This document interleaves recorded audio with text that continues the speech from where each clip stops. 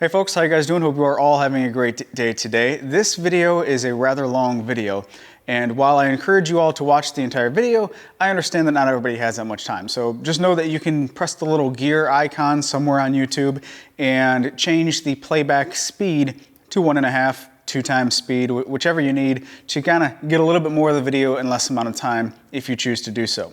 The whole video is about using this PantoRouter to make the PantoRouter Cart to make this entire setup an all-inclusive, very convenient, ready-to-use joinery station, really. The hybrid PantoRouter, if you're not familiar with it, it is a fantastic machine for all kinds of joinery.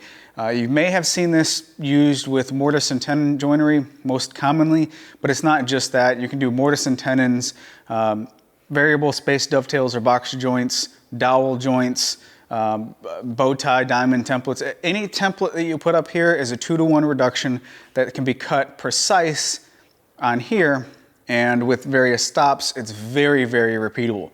Now, that may have just sounded like a sales pitch for the machine. I have nothing to gain or lose whether you do or do not buy this machine. I don't make any money on their sales, and I'm not being paid to make this video. But I do have plans available for this particular cart. So if you're interested in that, I'll have a link to my website where you can purchase these plans. And if you want to show your support for what I'm doing without spending a dime, then just watch my stuff on my website rather than on YouTube. So with that being said, let's get into this pretty long video. I only have 3 hours of shop time today, so I want to get all of the lumber cut, or all the pieces cut for the frame. Every bit of the frame is going to be cut out of regular 2x4 material. Here at the miter saw, all these pieces can be cross-cut to a rough length, and these are some pretty rough 2x4s. I didn't really take my time to get some really nice ones, simply because it doesn't really matter that much for defects throughout the length of the board, just so long as there are no defects, no major knots at the ends of my pieces where the joinery will be. All right, so those 4 2x4s are cut into 4 front to back sides, left, right, top, bottom, front to back pieces, and then 4 corner posts, 4 legs, whatever you want to call them, and then 4 stretchers that go left and right, front, back, top, and bottom. And then also the rest of it, I just cut in half, so these are longer than all 3 of these pieces. And I'm going to go ahead and take these through the milling process as well, so that I'll have some stock that is the exact same width and thickness as all of my pieces, so that I can use it for testing and setups. And then also, if I screw up one of these, which is kind of known to happen, then I'll have some stock to continue on with the build that's already the exact same thickness.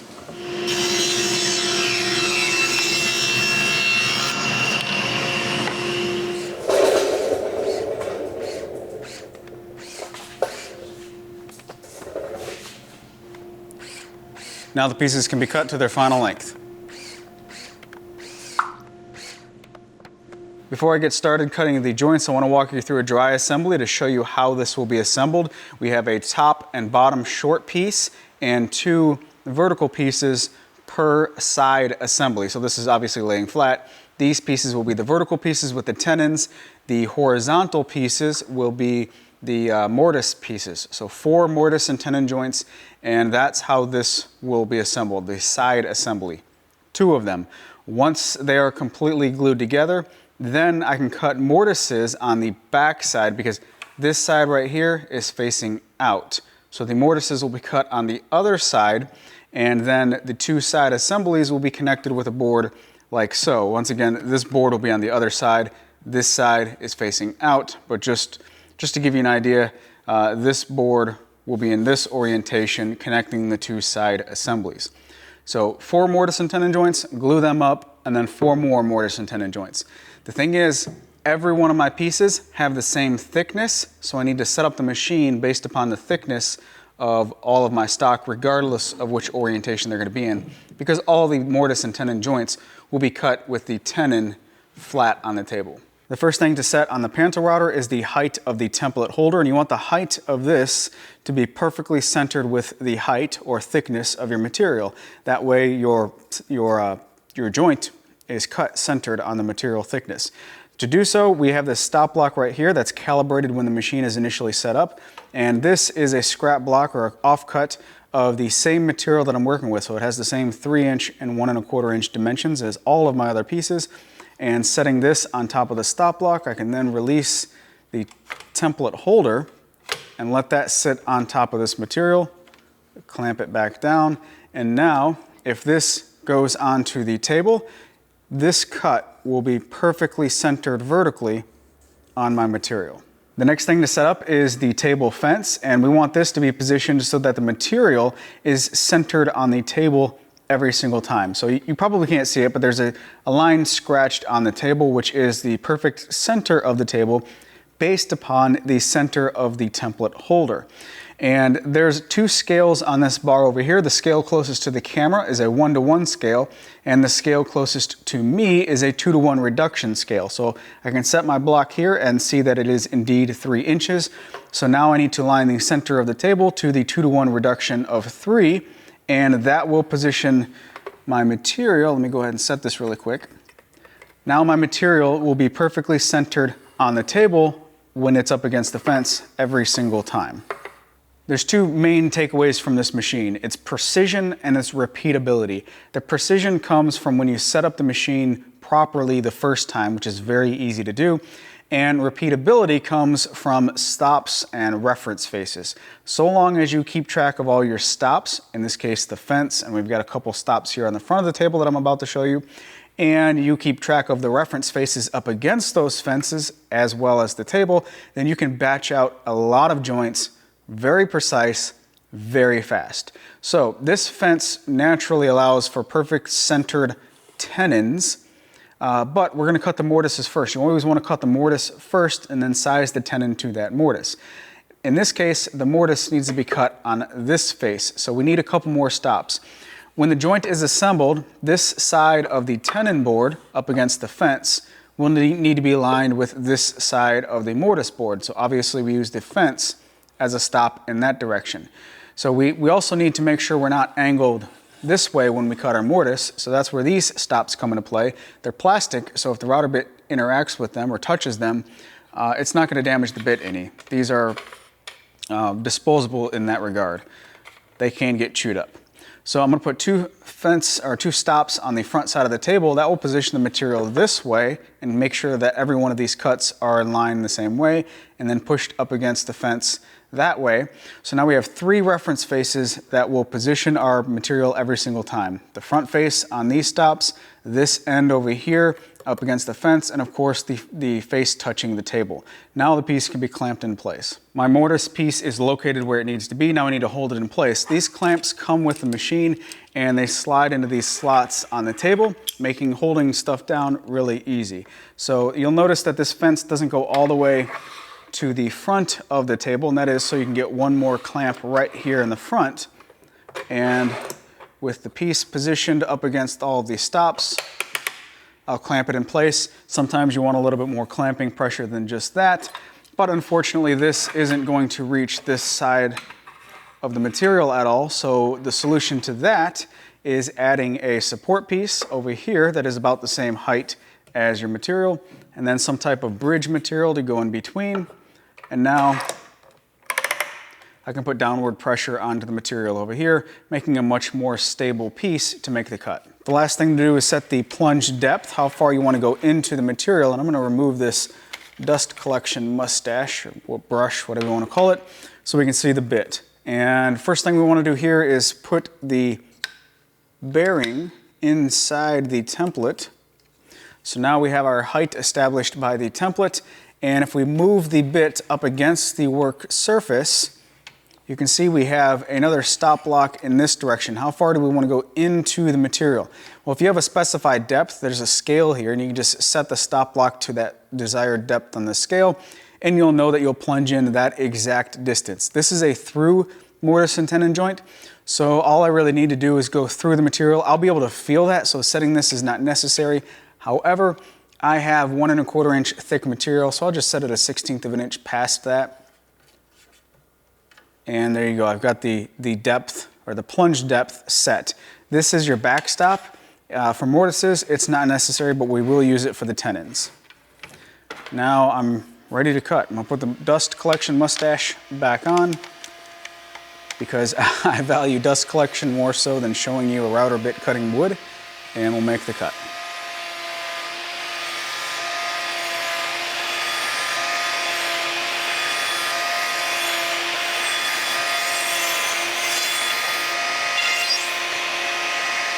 I know I'm talking a lot, so this may seem like it's a lot of work, but it's really not.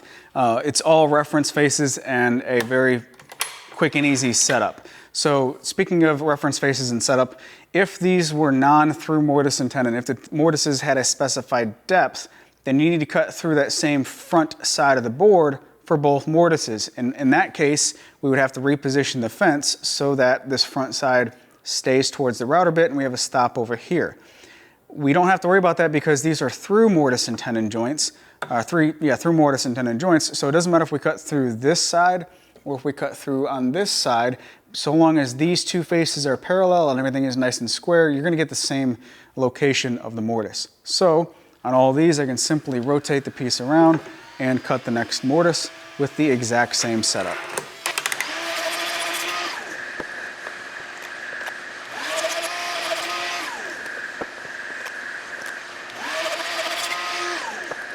Now it's time to set up for the tenons, and you need to make sure that the front stops are out of the way so the material can go past the front of the table, lining up with the fence and sticking out past the table longer than what your desired tenon is. So I just need a 1 1/4 inch tenon, and that's fine. I can bring my clamps back to this side of the table and then set my plunge depth. Once again, it's all about stops and reference faces. So we want to set a stop so that every time we load a new piece of material for the tenon, this face right here is going to be in the exact same plane every single time. And we can do that with the back stop on the carriage here. So if I slide the bit all the way forward so it touches the workpiece, then I can set this back stop all the way up against the bottom of the carriage over here. And that means that this carriage cannot go this way anymore at all. So every time I load a new piece of material up here to be cut, I can slide the carriage all the way towards me, left in this orientation, then slide the material up against the bit, and that will give me this reference face in the exact same plane every single time. From there, I need to know how long do I want to make the tenon. Well, these are through mortise and tenon joints at 1 1/4 inch thick material. So I'm going to set the front stop, or the plunge stop, to 1 1/4 of an inch. So that way, once I start cutting my tenon, I can only make it 1/4 of an inch, 1 1/4 of an inch, based upon this starting point right here. The machine comes with this how-to guide that has this really handy chart inside it. And for all the mortises, we're using this 10mm guide bearing inside the templates. For all of the tenons, well, we have a variety of different options for guide bearings that we can use. So in this case, we used a 1/2 inch router bit to create a 1/2 inch wide mortise, and we need a 1/2 inch tenon thickness. So for a 1/2 inch tenon thickness and a 1/2 inch router bit, I need a 22mm guide bearing. So I'm gonna take this 10mm out and replace it with this 22mm guide bearing. As you can see, the perimeter of these templates is tapered so that the maximum thickness, or the widest point, is up against the template holder, and the minimum thickness of the tenon, or the lowest point, is outside near this front edge. This taper allows you to really dial in a perfect fit for the tenon. So with the bearing all the way up against the template holder, you're gonna get the thickest tenon possible, and go ahead and make a cut on a piece of scrap wood. If it's too big to fit into the mortise, then you pull the bearing away from the template holder just a little bit, lock it down, make another cut, and do that as many times as necessary to dial in the perfect fit that you want for the mortise and tenon joint. Once you have the fit lined up, once you have the fit established, I should say, then lock this into place, and you can batch out all of the tenons that you need with the exact same setup.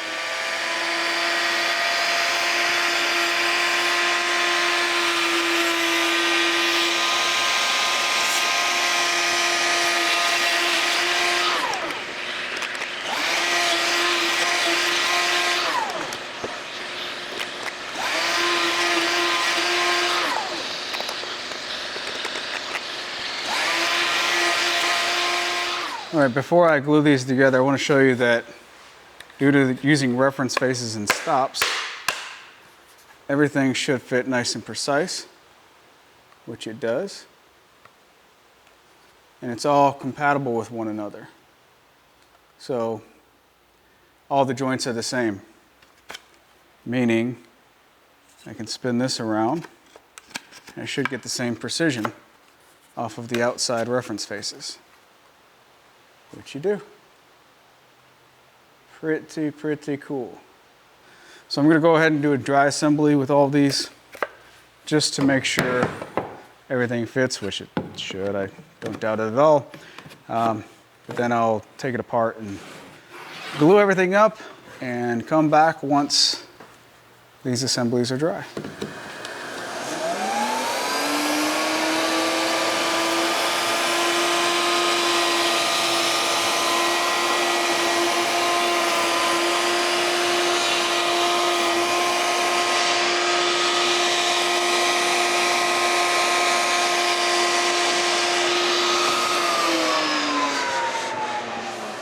With both frames glued up, I can cut the mortises on those, but I can only cut half of them before I have to make a setup change to the machine.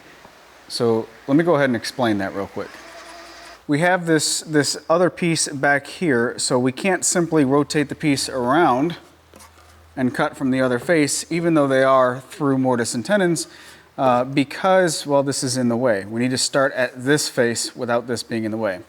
Therefore, instead of rotating it around, I need to move my fence so that I'm no longer referencing off of here and instead referencing off of here. Because everything is based upon the center line of the table, that's actually pretty easy to do so long as you take into consideration the width of your material. So this is a scrap block of wood that is the same dimension as my material that I'm working with, and with it up against this fence, it is perfectly centered. So now, instead of referencing off of this face, I need to move the fence so it's referencing off of this face. An easy way to do that is to move one of these blocks into place on the front. And now I've created a stop block on this side of my material stock, right? So now I can use this to transfer over here and move the fence. Loosen the fence. I'm no longer dealing with this scale back here. Slide it into place so that this side of the fence is now in line with this stop block that I set. Make sure everything is aligned properly. Now I can move these front stops to the other side of the table, making sure they're out of the way, which they are. And now I can do the exact same cut, referencing off of the appropriate side over here.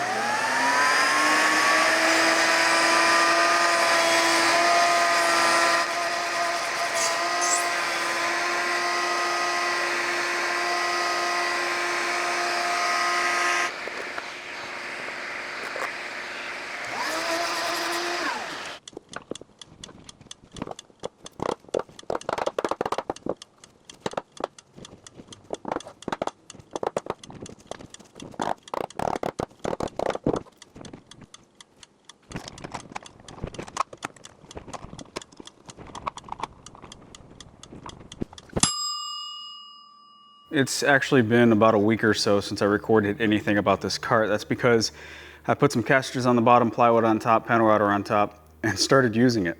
And it got carried away with some other stuff going on. So let me get you caught up. Very simple. I added 4 locking swivel casters to the bottom. They work really well. I added a little plywood shelf over here, which this is just 2 screws, one right there and one right there underneath, I guess underneath the bucket. And that's to hold the cyclone. And I still need to trim this plywood down so that's not a shin grabber. Right in the middle, I've got a shop vac. This is a 6 horsepower, 5-gallon shop vac. And I sized the frame so that it would just sit in place wedged. So there's nothing holding this in place other than gravity. And it's about, I guess about a 1/2 inch off the ground. So the simplest way to install that is to not make anything to install it, but rather just use the dimensions to your advantage. And I have both the router and shop vac plugged into an eye socket switch. So when the when the router and the PantoRouter turns on, it'll power the shop vac and have automatic dust collection. That goes into a 12 gauge extension cord, so there's no electrical needed as far as making your own circuit. And then I put some cheap hooks over here for the cord so that a 25-foot cord can be wound up really easily. So this just makes the entire setup extremely convenient to use. One thing to note is you don't want a lot of pressure on this dust collection hose, this shop vac hose, because this is plastic and you don't want to be pulling down constantly and potentially break this off long term. So I have it just draped over and have nice sweeping curves, nothing tight. This is just sitting in place. I thought about zip tying it right there, but after using it for quite a while, it just sits in place, so there's no needing to zip tying it. So very basic setup here, but it works really, really well. The only thing I need to do now is to find a place for all the accessories and stuff. And for that, I'm going to use box joints to make some drawers. These are the box joint templates, and I say templates plural because it's a bunch of these stacked together, these segmented box joint templates. And you can space these out however you want to get any type of combination that you want. In my case, I want an even 1/2 inch box joint throughout the entire length of the joint. So I have these pushed up against one another. And what's really cool about these is it makes it a very foolproof way to get either 1/4 inch or 1/2 inch box joints based upon whatever bit you're using. So if I wanted 1/4 inch box joints, I can take my guide bearing inside the, obviously this arm down here, and come in from the bottom on every single slot, and that'll give me 1/4 inch spacing with a 1/4 inch bit for 1/4 inch box joints. But if I want to use a 1/2 inch bit, I don't want to accidentally get into the wrong one, because at 1/2 inch you're gonna have to skip to do 1/2 inch box joints. That's where these templates are cool, because you can come in from the top. And one of these slots inside every one of these templates is stopped up at the top, so the spacing is doubled, and therefore you can get perfect 1/2 inch box joints by coming through the top. It's a foolproof way to get precise joints without accidentally hitting the wrong slot and ruining your joint. This is one of those situations where you can reference everything off of the center of the table and the center of the template holder if you want, but in my case, I just find it easier to push everything up to one side and then work from one side to the other, always referencing off of, in my case, the bottom edge of the drawer sides and drawer front. So this bottom edge will reference off of this edge of the fence with the material. But where does this fence need to be placed? Well, in that case, the template guide bearing up here can reference off of the far right side of the template, and I know that is the furthest right that this bit will need to be, so I can put the bit on the table very carefully, making sure not to scratch anything up, and then slide the fence up to the bit gently and then lock it down. Now I know that with the guide bearing perfectly in line with this far edge of this template over here to the right, I am going to be taking off one router bit width on the bottom of the drawer pieces. Of course, to cut the mating part of that joint, I either need to A, move the fence by the exact width of the router bit, or B, space the material away from the fence by that exact amount, and I'll get into that once I get to those pieces. Now we need to control how far the bit goes forward, and in this case, I want to make my cuts really close to the table so the material is fully supported, but obviously I don't want the bit to run into the table. So you can see I have this front depth stop set so that the machine, or the carriage, cannot run into the table. There's always going to be a small little gap between the bit and the table. That's fine for my ending point, but I want a consistent back point or a starting point, and that is so that I can reference my new material for every cut up against the bit to locate it this way. So the easiest way to do that is to simply use a block down here to determine how long you want the teeth to be. In my case, I want the joint to be the exact thickness of the material so that none of it sticks off. Some people like to leave the joints a little bit long and then flush trim them. In this case, I've had good results just cutting them to the exact length. So in between either side of this, doesn't really matter, I'll use a scrap block of the same material I'm working with to go up against this tab right here, and then slide, you can't see it because the wood is in the way, but slide the backstop up against it and lock it down. So now the gap between here and here is the exact thickness of my material, which means if I reference the material on the table, let's see if I can't do this and stay out of the way. If I reference my new piece up against the bit with the bit stopped, obviously, and clamp it down clamp it down to the table, now I know that when I lift it up, I can plunge the exact thickness of the material and cut perfect length box joints every single time. I'm using 1x6 material for the drawer stock, and all I'm concerned with here is that they are the exact same width.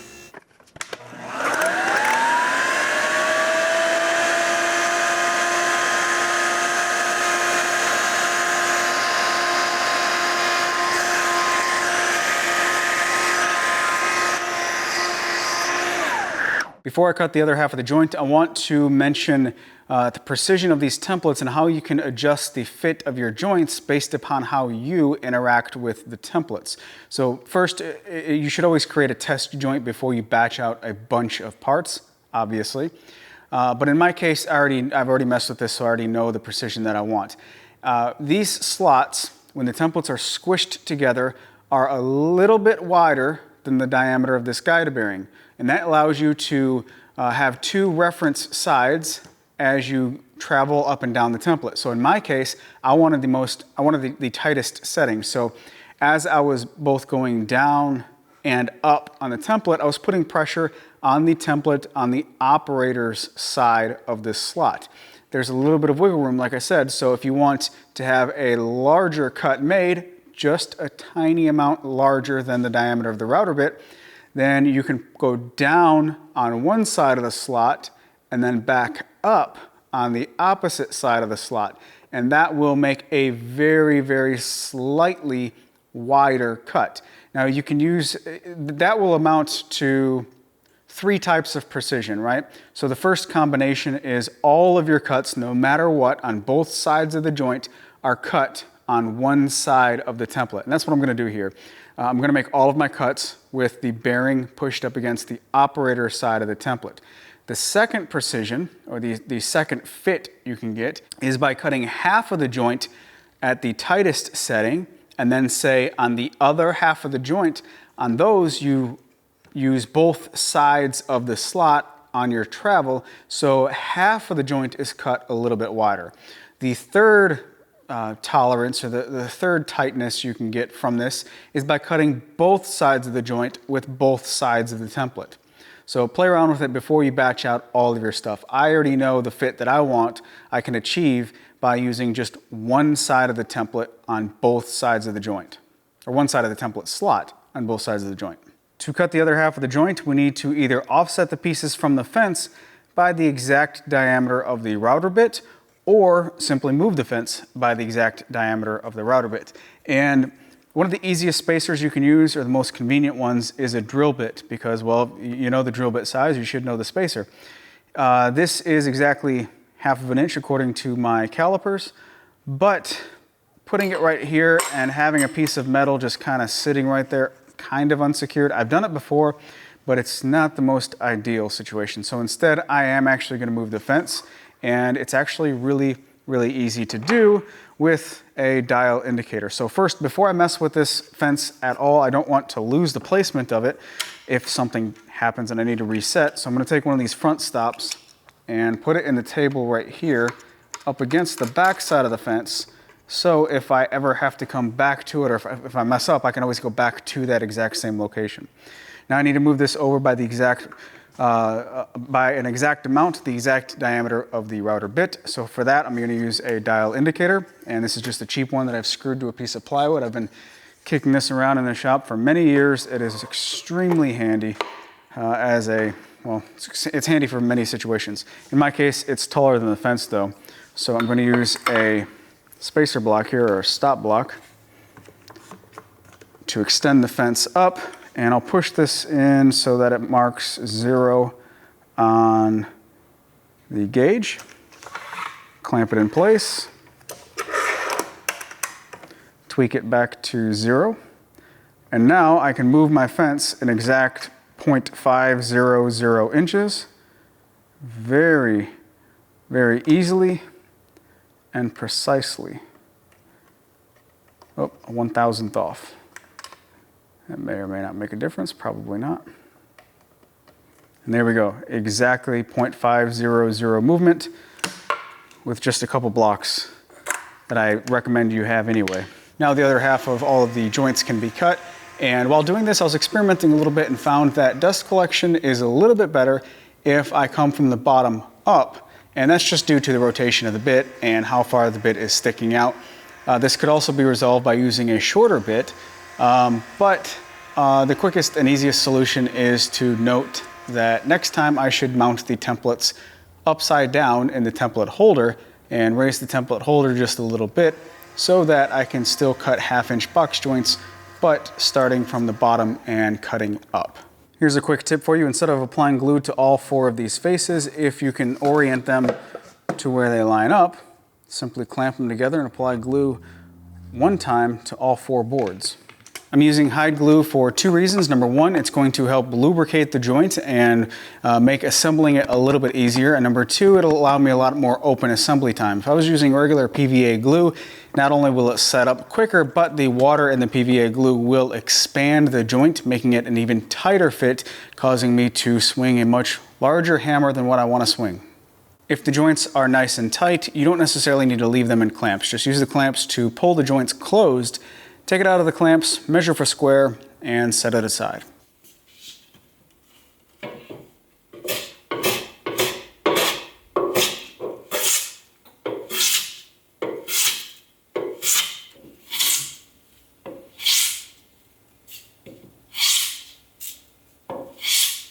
I have the drawer fronts clamped together with the top surfaces touching one another and the drawer fronts facing down. Now I can use a 1.5-inch Forstner bit to drill a hole right in the middle of the drawer fronts, and this will result in a 1/2 circle drawer pull on each one of the drawers.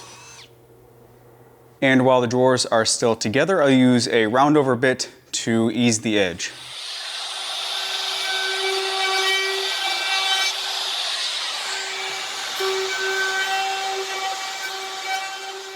I'll never really put a lot of weight in these drawers, so I'm just using 1/4-inch plywood for drawer bottoms, and I'm gluing it directly to the bottom of the drawer.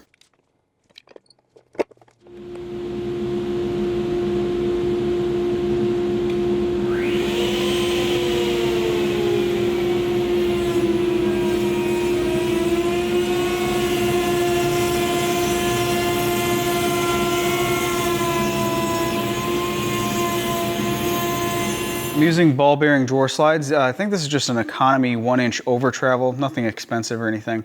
And let's see, I want these to be high up on the drawer just for convenience sake. It really doesn't matter how high you place them. Typically you see them mounted in the middle. But in this case, I want them to be this top edge of the piece, the wider piece that will be mounted to the cart. I want it to be exactly 1/4 of an inch higher than the side of the drawer. So that's going to be easily achieved by flipping this over on a work surface, putting a 1/4-inch spacer underneath it, which is basically just an offcut strip from this drawer bottom. And now if I put the drawer slide on my workbench and start to secure it on this front edge, this inside piece, I know that when I assemble this in the case, this top edge of the drawer slide will be exactly 1/4 of an inch higher than the top edge of the drawer side. So do you guys ever watch these videos online, these woodworking videos, and think, wow, this person just always produces something flawless, right? Everything always comes out according to plan, and everybody always says at the end of their videos, well, I'm just so happy with the way that this turned out. Anyway, we all make mistakes, obviously. I made these drawers a full 1 inch too long. Oh, I'm an idiot. So can't even say it. I built the drawer to the exact width of the opening, and I did not subtract an inch for the drawer slides.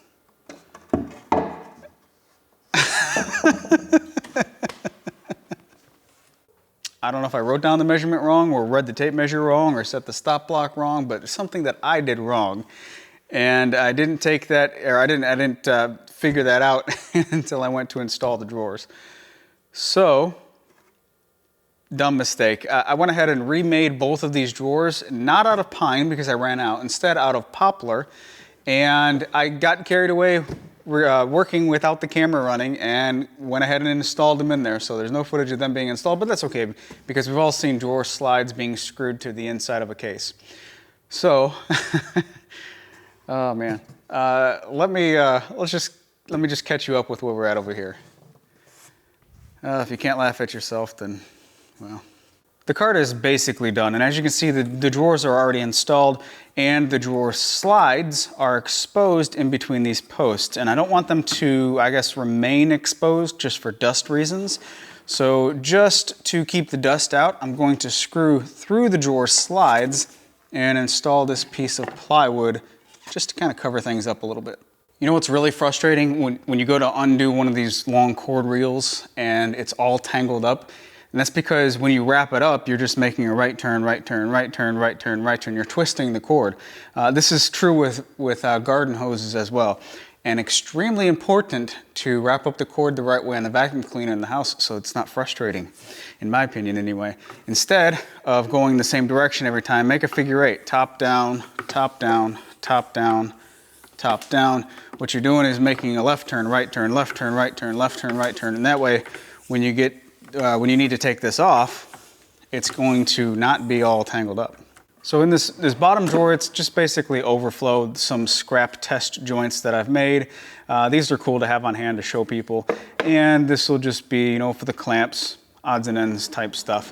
This top drawer is where the magic is, right? So this is all nice and organized. Every single piece has a home, which is fantastic. Now, really quick, I cut this out on my CNC machine. I laid out a rough size of surface area on my workbench, taped it off, laid everything out the way that I wanted it, took a picture of it, imported that into SketchUp and drew everything on top of that, and then used my CNC machine to cut everything out.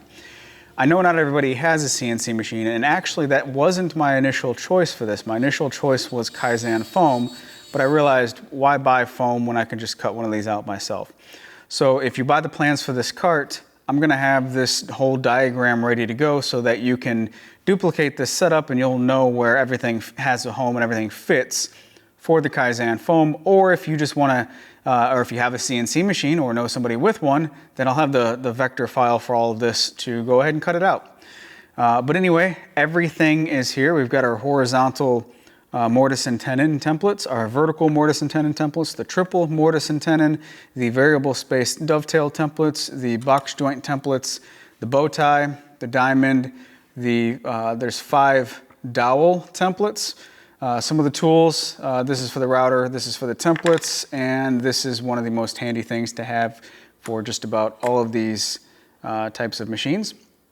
So I have this, and then a little pocket down here for some odds and ends, some wrenches, extra screws and nuts, and the monster mortise and tenon bits, the monster mortise and tenon guide bearings, the 4 main bits that are used with the machine, a couple setup pieces, and the rest of the guide bearings over there. So everything has a home, and you can instantly look and see if something is missing, so you know to put it back.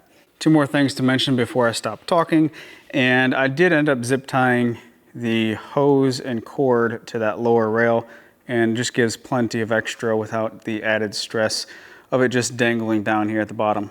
I said I was going to knock the corners off of this piece of plywood, but I don't think it's necessary, and actually I've already dumped this twice, and having any extra support right there is kind of handy. I don't have this bucket or cyclone attached to the cart at all. It's just basically sitting there, and I don't think it needs one. I've wheeled it around all the way around the shop several times, and it really doesn't move, so I don't think there's any need to secure it in any way.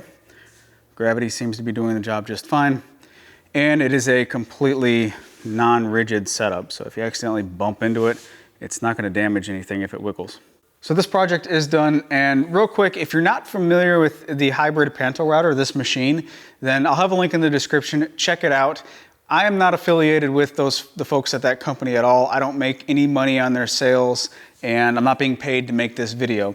However, they did send me this machine to use. It's an upgraded version of the one that I already had, and the biggest upgrade is the base. They've made some improvements with the base, made it more precise, and it's a big cast aluminum piece rather than some of these aluminum extrusions. So they have made some tweaks here and there, and they're continuously improving, which is fantastic. I love it when companies out there really try to improve on their product rather than just sit back and try and sell the one that they have.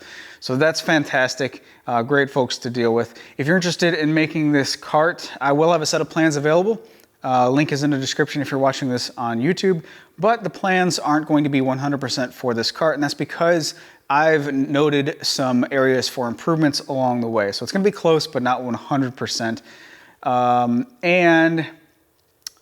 Let's see, the cart itself, it checks all the boxes for you want strength in a cart like this, and you get all the strength from the joinery rather than adding panels. So, and what I mean by that is, like, a bookcase is pretty strong if it's just sitting there with gravity pushing down, but any type of lateral forces, it's going to be a little bit wobbly just due to the nature of a bookcase. So to really strengthen it up, you add a back panel to it, and that'll really strengthen it up this way. This cart is really strong due to the joinery, so no panels are necessary for adding strength. Like, there's no need to add a back panel, although I guess you could if you want.